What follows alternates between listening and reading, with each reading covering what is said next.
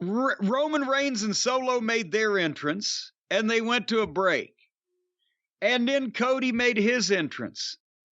And then Brock's music plays. And I look, it is 10:50 p.m. One of the guys in the main event is still entering the ring. We've had 16 minutes of wrestling on screen in 2 hours and 50 minutes of program.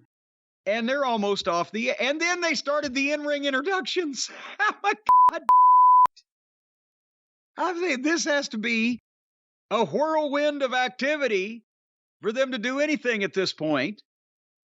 And right after Cody was the last one to be introduced, folks, if you haven't seen it, we'll now reveal that as soon as he acknowledges the cheers of the crowd and turns around, Brock Lesnar, his partner, picks him up and gives him an F5 flat on his face in the middle of the ring.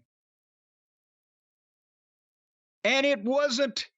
Then suddenly Paul E. and Roman and Solo didn't all start jumping up and down and celebrating like, oh, we fooled him all along, or this was a plot. They looked like they were fucking bum-fuzzled over the whole thing. Yeah, Butch Reed. Like, I don't want to get involved in this.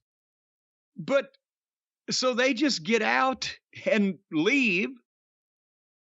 And then Brock gives Cody another F5. And then stomps him a couple times. And then gives him a German suplex. And then picks him up like a fucking American Tourister weekend bag. And just tosses him out to the floor. And bear in mind, this is not a savage attack where he's in a feeding frenzy like a shark smelling blood in the water all over this fucking guy. He's wandering from doing one thing to another, and Cody's selling everything. He sells great, right? And facially, but then Brock will grab him and run him into the rail. Then he picks him up and suplexes him over the rail. Then he walks over, gets a chair, picks a chair up, and hits him one time across the back, fucking hard enough that, goddamn, I'd be like, does Cody owe him trans? And then he picks up the stairs and hits him with the stairs, and the referees are just running around like it's King Kong. That, you know, and I know you got to put Brock over, but there's like 3 referees out there. There's no security that runs out or in these press conferences or these contract signings. There's no friends coming. Cody, do you have no friends? Are there no workhouses? And Brock then he runs Adam Pearce off. Oh, and then he gives him a fucking F5 through the desk. And then he throws Cody back in the ring and gives him an F5 on the stairs. And then he walks off and he's out of the ring. Then he gets a chair and comes back and hammers him a couple more times and then chokes him with the chair.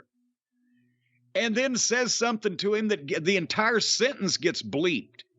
It must have been fuckity McFuck.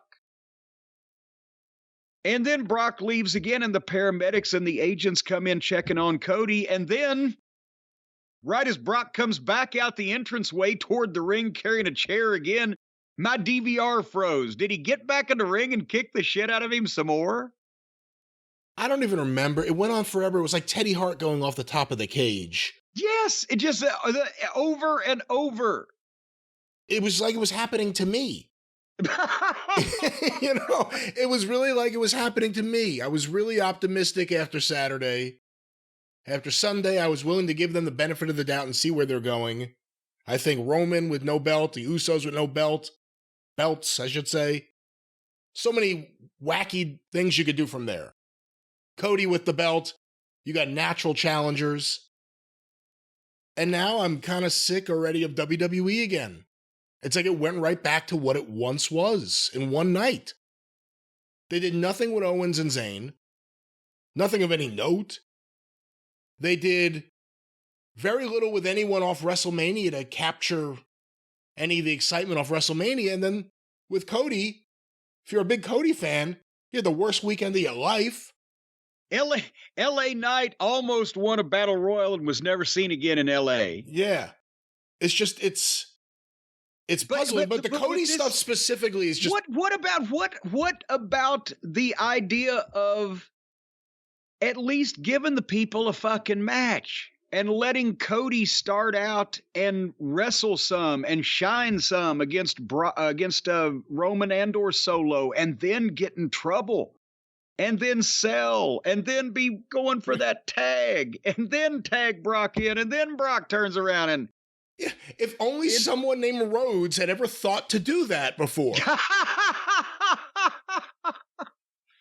But after they did everything to convince people that Cody was going to win this title, and people wanted it worse than sick people want penicillin, then not only doesn't he win it, but then the next night they tell millions of people we're going to have this big tag match that you would want to see.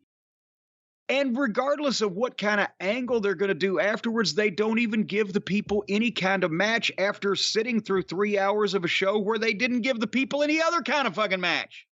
And again, Cody is the last thing we see of Cody is he's on his face with fucking boogers stuck in his fucking ears.